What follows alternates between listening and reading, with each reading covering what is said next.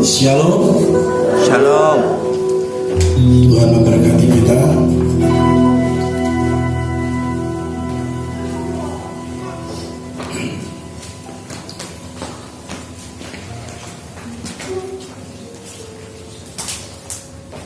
Ya, mari kita tetap fokus dan tetap jaga jarak ya. Baik. Kita akan mendengarkan firman Tuhan.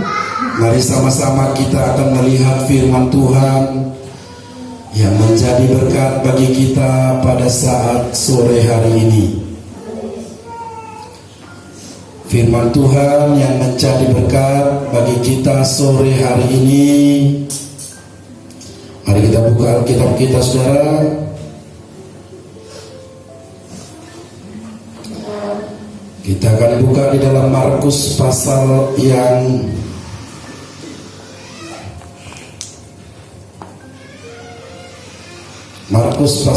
ketiga. Kita akan baca ayat yang ke-31 sampai dengan ayat yang ke-35. Markus pasal yang ketiga, mari kita fokus. Ini banyak diperdebatkan. Ini banyak, bukan diperdebatkan, tetapi dibuat alat, sering dibuat alat oleh orang-orang yang tidak percaya kepada Tuhan Yesus. Saya berkali-kali melihat bahwa ayat ini sering dibuat mempertanyakan iman Kristen. Bagaimana Yesus, Tuhan mereka, bahkan tidak menghormati ibunya? Benarkah demikian? Mari sama-sama kita lihat ayat ini dengan baik. Mari sama-sama kita lihat Markus pasal yang ketiga. Kita mulai dari ayat yang ke-31 sampai dengan ayat yang ke-35. Firman Tuhan berkata begini. Lalu datanglah ibu dan saudara-saudara Yesus. Sementara mereka berdiri di luar, mereka menyuruh orang memanggil dia. Ada orang banyak duduk mengelilingi dia. Mereka berkata kepadanya, lihat, ibu dan saudara-saudaramu ada di luar dan berusaha menemui engkau. Jawab Yesus kepada mereka, siapa ibuku dan siapa saudara-saudaraku? Ia melihat kepada orang-orang yang duduk di sekelilingnya itu dan berkata, ini ibuku dan saudara-saudaraku. Barang siapa melakukan kehendak Allah, dialah saudaraku laki-laki, dialah saudaraku perempuan, dialah ibuku. Ayat ini sering dibuat. Kalau begitu, apa itu orang Kristen? Tuhannya saja, Tuhan Yesus, tidak menghormati ibunya. Masa? Siapa ibuku? Siapakah saudara-saudaraku? Ibuku, saudara-saudaraku, yaitu barang siapa melakukan kehendak Allah. Apa ibunya enggak menangis itu? Maka sesungguhnya orang-orang Kristen itu tidak menghormati orang tuanya. Saudara, coba dengar baik-baik. Manusia memang tidak bisa menganalisa dan hanya mencoba untuk mencari apa yang menurut pikirannya menjadi kelemahan orang lain. Itu sudah naluri. Nah, ketika melihat orang lain itu jarang berpikir apa kelebihan orang ini. Tetapi tanpa disadari, orang akan mulai berpikir tanpa disadari, ini apa kelemahan orang ini. Itulah cara mandang Alkitab yang mereka lihat. Perhatikan baik-baik kata demi kata. Saya perhatikan kata demi kata dari firman Tuhan ini dan saya sangat bersyukur. Saudara-saudara, sebenarnya ayat ini dimulai dari ayat yang sebelumnya. Satu ayat yang sebelumnya mengatakan bagaimana? Coba kita lihat. Dikatakan di dalam ayat yang ke-30 dari Markus pasal yang ketiga. Lihat, ia berkata demikian karena mereka katakan bahwa ia kerasukan roh jahat. Jadi apa tujuan dari ibu dan saudara-saudaranya datang menemui Tuhan Yesus? Kalau kita pelajari sejarahnya, sesungguhnya ibunya dan saudara-saudaranya datang untuk membawa Tuhan Yesus pergi pulang. Karena apa? Karena orang-orang melihat pekerjaan yang besar, yang dahsyat. Tetapi orang ini coba lihat dengan baik-baik. Apa yang dikatakan oleh orang ini? Dilihat pekerjaan yang besar, tetapi orang ini menyamakan dirinya dengan Tuhan, menyamakan dirinya dengan Allah. Artinya bahwa orang ini sudah ada masalah, sudah gila. Berarti mujizat yang dilakukan itu adalah apa? Itu hanya produk atau apa yang menjadi kuasa daripada si iblis. Jadi daripada sudah berkali-kali Tuhan Yesus mau ditangkap, mau dibunuh, ibunya, saudara-saudaranya mendengar itu, lalu mereka datang untuk membawa dia pulang. Kira-kira apa yang terjadi dalam pikirannya Maria? Apa yang terjadi dalam pikiran saudara-saudaranya? Kira-kira menurut kamu, siapa yang bisa menjawab?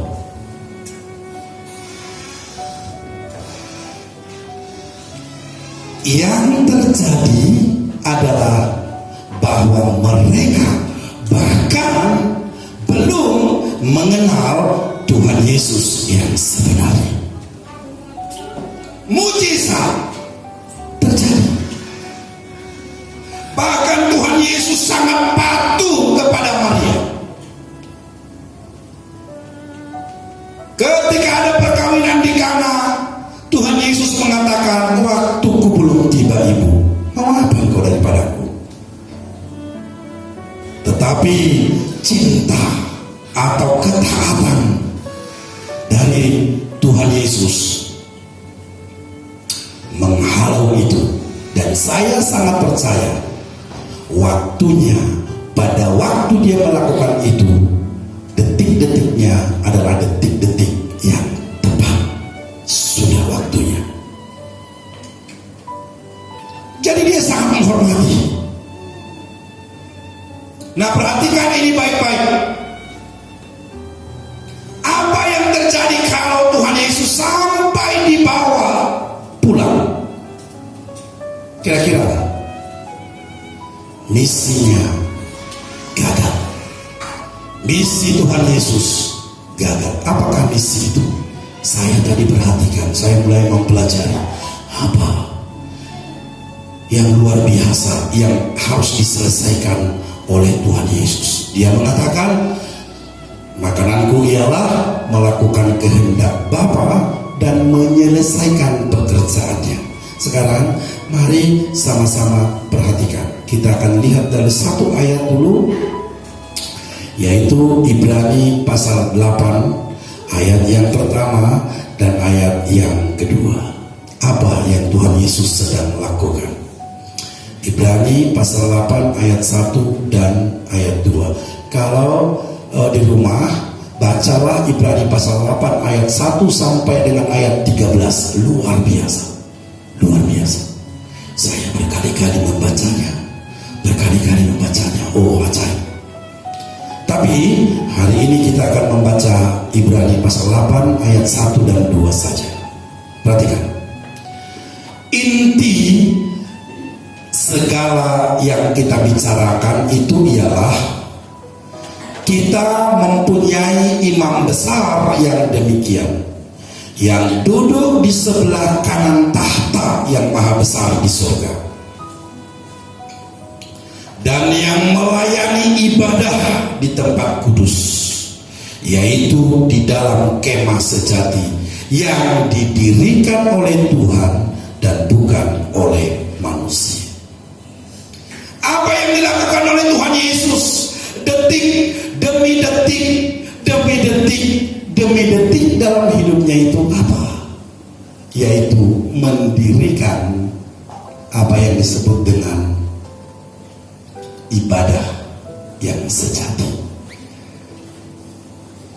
Jadi setiap kali dia berbicara, setiap kali Tuhan Yesus berbicara, setiap kali dia bertindak, sesungguhnya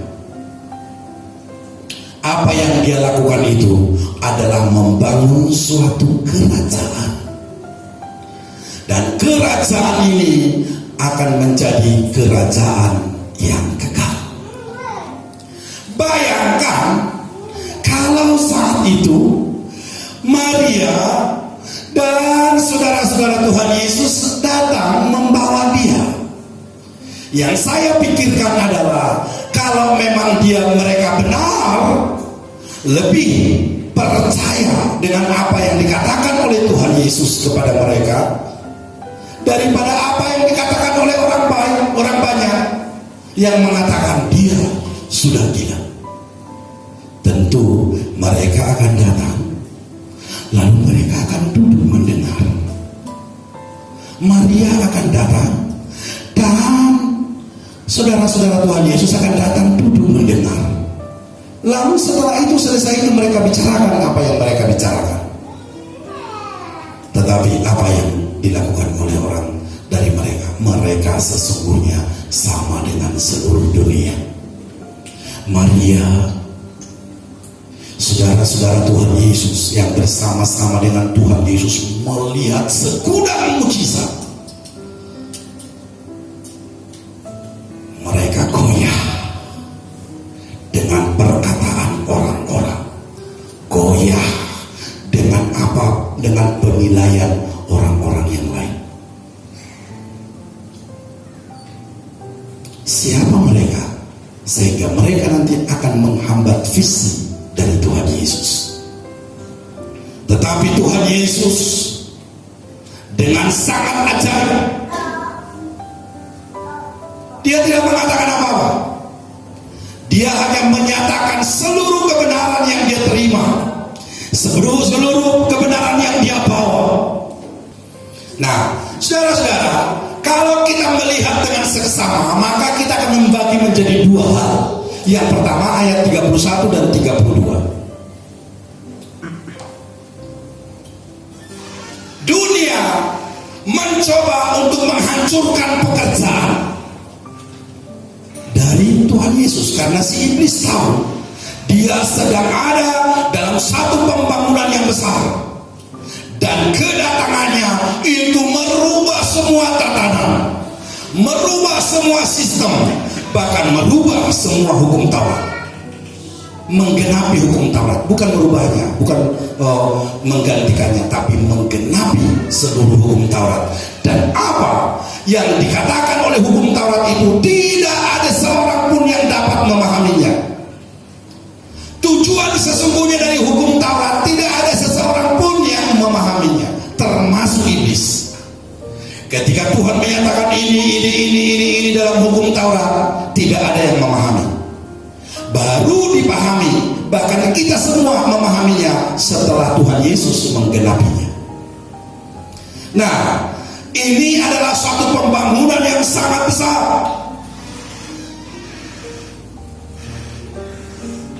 Sebenarnya apa yang dilakukan oleh Tuhan Yesus di setiap saat, di setiap tempat, di setiap keadaan, yang dilakukan oleh Tuhan Yesus itu sebenarnya adalah acara resmi. Bayangkan, saya lagi khotbah sekarang ini di sini, lalu datang ibuku sudah meninggal. Datang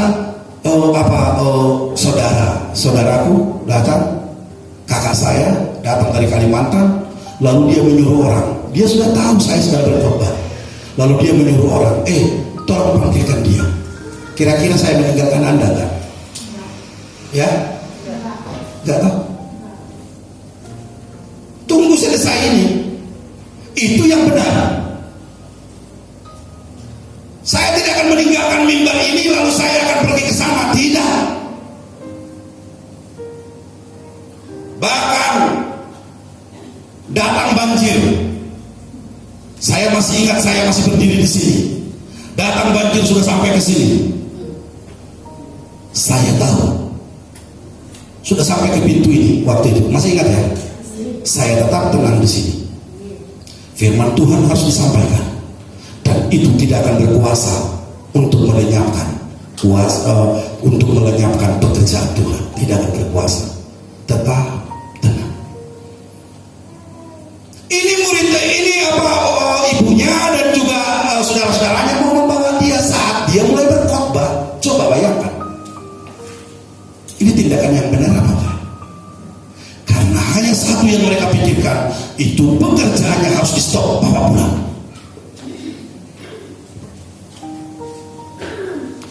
Inilah pikiran dunia.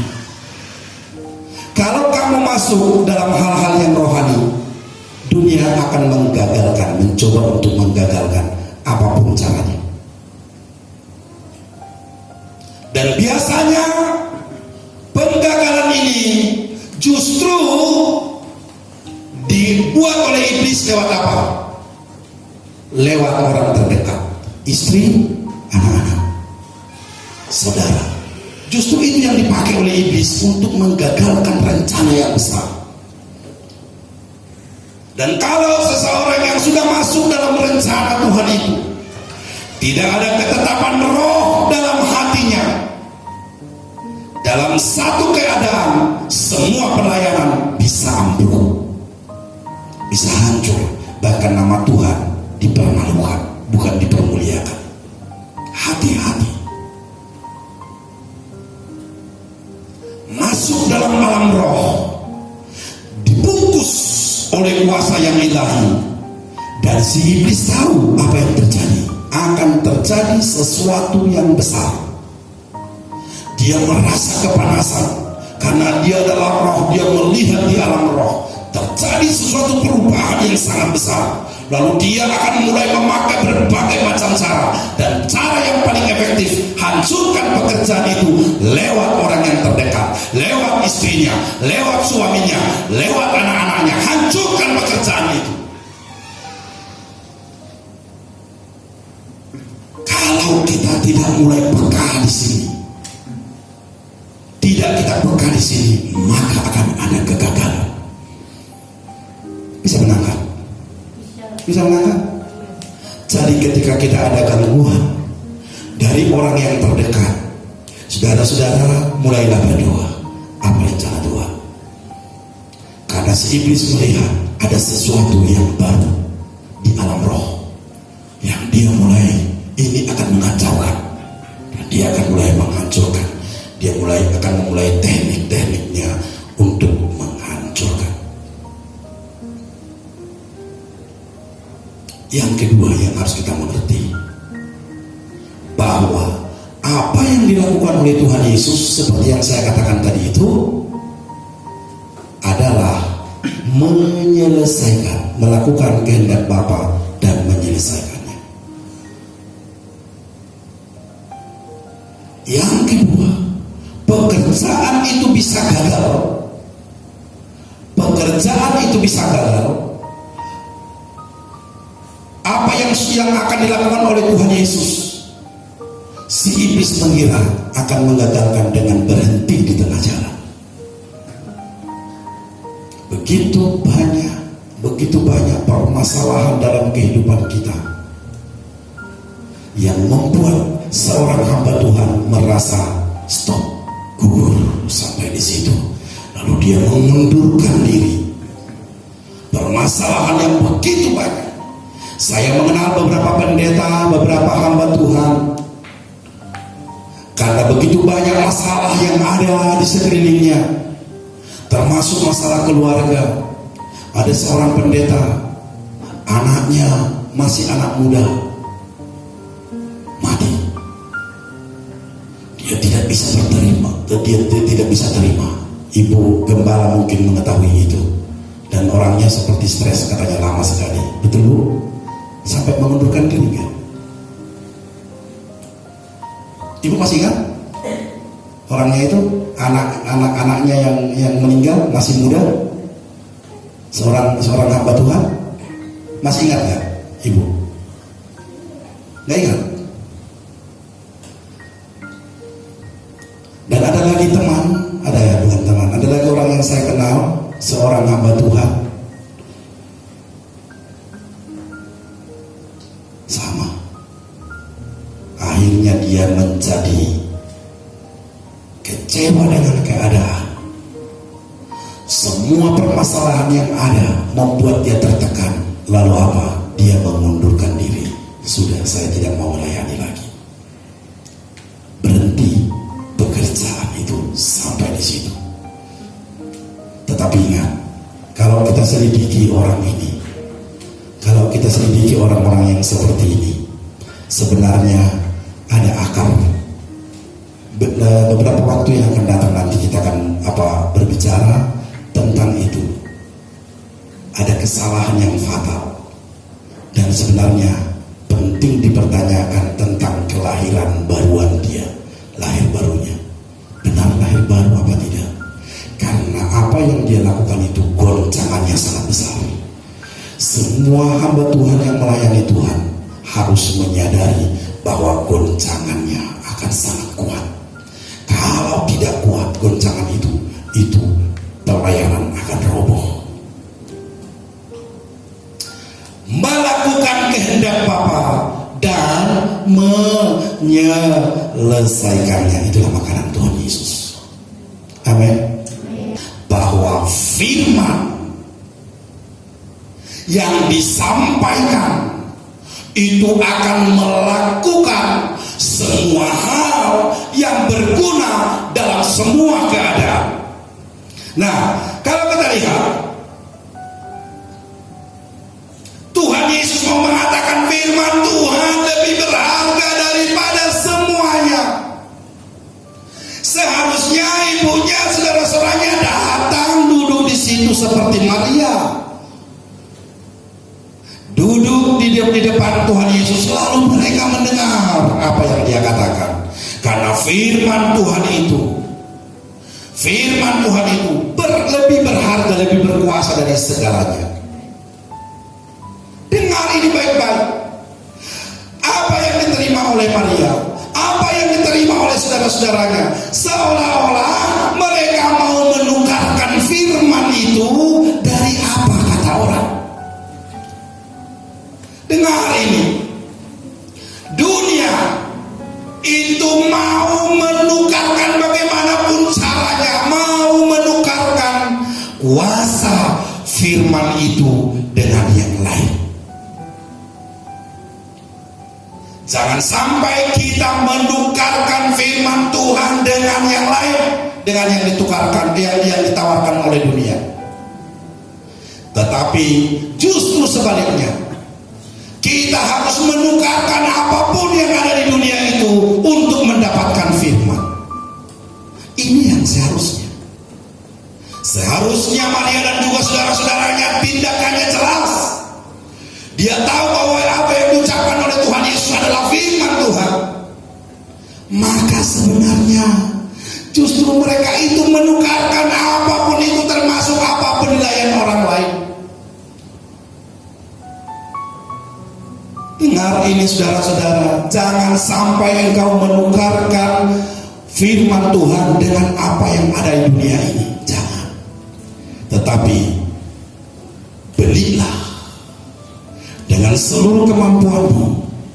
Tukarkanlah semua keadaan, semua harta, semua kekuasaan, semua kekuatan, semua apa yang dapat engkau lakukan, tukarkan itu dengan firman Tuhan. Maka kita akan beroleh hidup yang sesungguhnya. Kita akan menjadi orang, menjadi termasuk pelopor daripada pembangunan baik, suci, pembangunan pekerjaan Tuhan dalam hidup kita. Matius pasal 13 ayat yang ke-44 dikatakan, hal kerajaan surga itu seumpama harta yang terpendam di ladang, yang ditemukan orang lalu dipendamnya lagi. Oleh sebab sukacitanya pergilah ia menjual seluruh miliknya lalu membeli ladang itu. Hanya begitu caranya. Ngerti maksudnya? Tiba-tiba mungkin orang ini kecapean, dia berpulang dari ladangnya, mungkin kecapean dia berhenti. Lalu loh, kok ada warnanya kok mengkilau ya? Dia mendekati, lalu dilihat, loh, ini permata. Wah, senangnya bukan main. Dibuka lagi, loh, kok masih ada? Dibuka, wah, banyak sekali permata. Lalu apa yang dia lakukan? Dia pendam lagi, yang sudah dipegang tadi dipendam lagi, lalu dia pulang ke rumahnya, jual hartanya murah-murah, gak apa-apa, yang penting saya bisa beli ladang itu. Dengan membeli ladang itu, dia memiliki segalanya. Harta yang terpendam di sana. Begitulah kita dengan firman Tuhan. Kalau kita mengetahui arti daripada firman Tuhan yang hidup itu, seharusnya semua hal akan kita tukarkan untuk mendapatkan firman Tuhan itu. Semua akan dijual, akan mendapatkan firman Tuhan itu. Yang kita sayangkan adalah Maria dan juga saudara-saudaranya. Mereka lebih mempertimbangkan apa kata dunia, apa kata orang lain, lebih mempertimbangkan kenyamanan. Kasihan, jangan-jangan mereka tahu bahwa yang diucapkan oleh Tuhan Yesus adalah firman Tuhan, tetapi mereka berpikir, aduh kasihan, nanti jangan dia dibunuh, kasihan, jangan dibunuh nanti, jangan sampai dibunuh, ayo kita bawa pulang, karena orang-orang sudah berusaha untuk membunuh dia. Bawa pulang. Sekalipun firman Tuhan itu yang disampaikan itu untuk membangun sesuatu, tetapi tidak boleh sampai dia mati. Ini mungkin cinta seorang ibu. Halo ibu-ibu, kalau kamu lihat anakmu terancam, ketika anakmu melakukan kebenaran, apa yang akan engkau lakukan? Ayo Wespen, ora usah pakai apa Wespen. Yang dilakukan anak saya itu baik, yang dilakukan anak saya itu benar. Tapi kalau dia nanti mati di situ, itu nggak boleh. Lalu anak itu dibawa, dia bujuk-bujuk anaknya untuk pulang. Bukankah begitu? Hati seorang ibu itu sangat masuk di akal. Tetapi Tuhan Yesus mengerti betul apa yang terjadi, dan dia mau mengatakan firman Tuhan itu lebih berharga daripada yang lain. Apa yang saya sampaikan untuk melakukan sesuatu itu lebih berharga daripada yang lain. Jangan ditukar. Jadi intinya bukannya dia tidak menghormati ibunya. Apakah dengan menghormati ibunya dia sedang khotbah, lalu dia, oh ibumu datang, oh ya tunggu dulu ya, saya tak sama ibuku, lalu dia menyembah, menciumi kaki ibunya. Apakah itu kebenaran?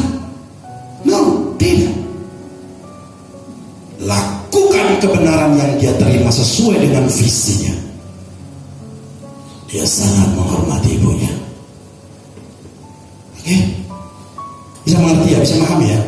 Bagian yang kedua, saudara, dari ayat yang tadi kita lihat bahwa apa yang terjadi sebenarnya di alam roh itu adalah sesuatu yang dahsyat, yang luar biasa. Hati nurani. Sekali lagi, firman Tuhan itu selalu ditulis di akal budi, lalu diletakkan di hati nurani. Nah, setiap orang yang di dalam pikirannya, di dalam akal budinya ada tertulis firman Tuhan, dan di dalam hatinya terdapat firman Tuhan, itu sebenarnya memiliki satu ikatan yang disebut dengan ikatan roh. Bisa memahami? Siapa nanti yang akan masuk dalam kerajaan surga? Yang masuk dalam kerajaan surga adalah yang di dalam akal budinya tertulis firman Tuhan, dan di dalam hatinya ada firman Tuhan. Itu nanti yang akan masuk. Kalau begitu, Tuhan Yesus mengatakan, siapakah ibuku, siapakah saudara-saudaraku?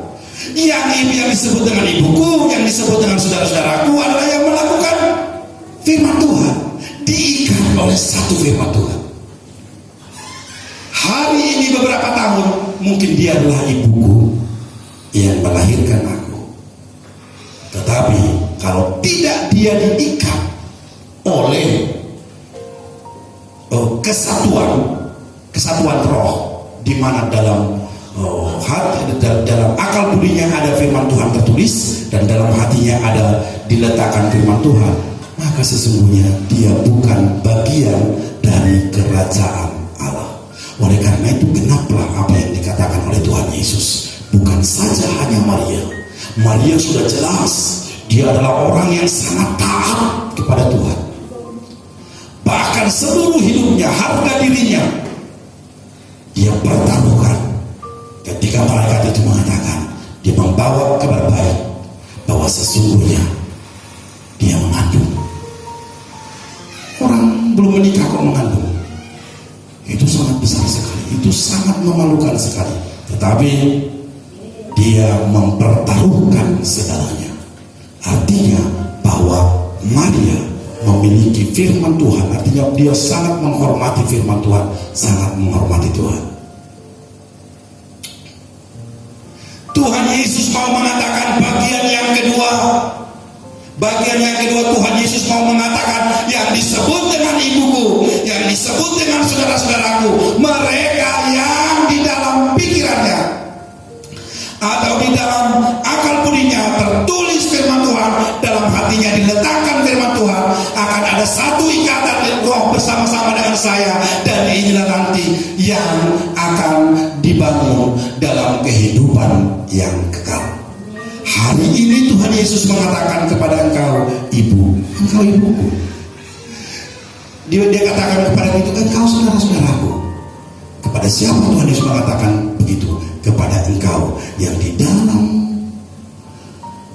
akal budimu tertulis firman Tuhan, bukan di loh batu.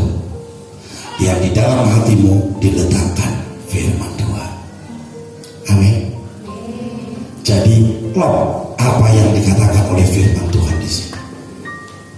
Jadi ketika ada orang yang mengatakan itu orang Kristen, itu saya lihat itu berkali-kali, bahkan orang-orang itu adalah orang-orang yang terkemuka di agama lain. Lihat orang Kristen itu, ibunya saja, lihat Yesus itu, ibunya saja tidak dihormati. Datang ibunya malah disepelekan. Dia mengatakan, siapakah ibuku, siapakah saudara-saudara laki-laki? Anda bisa menjawabnya. Kalau ada pertanyaan seperti itu, Anda bisa menjawabnya. Yang dikatakan oleh Tuhan Yesus, yang dilakukan oleh Tuhan Yesus adalah kebenaran yang sejati. Melangkah sedikit saja dari situ, bubrah semua pekerjaan Tuhan. Dan apa yang mereka bicarakan itu, orang-orang itu yang bicarakan, yang mengatakan bahwa Tuhan Yesus itu apa itu namanya itu? Kalau tidak taat kepada ibunya apa namanya? Durhaka.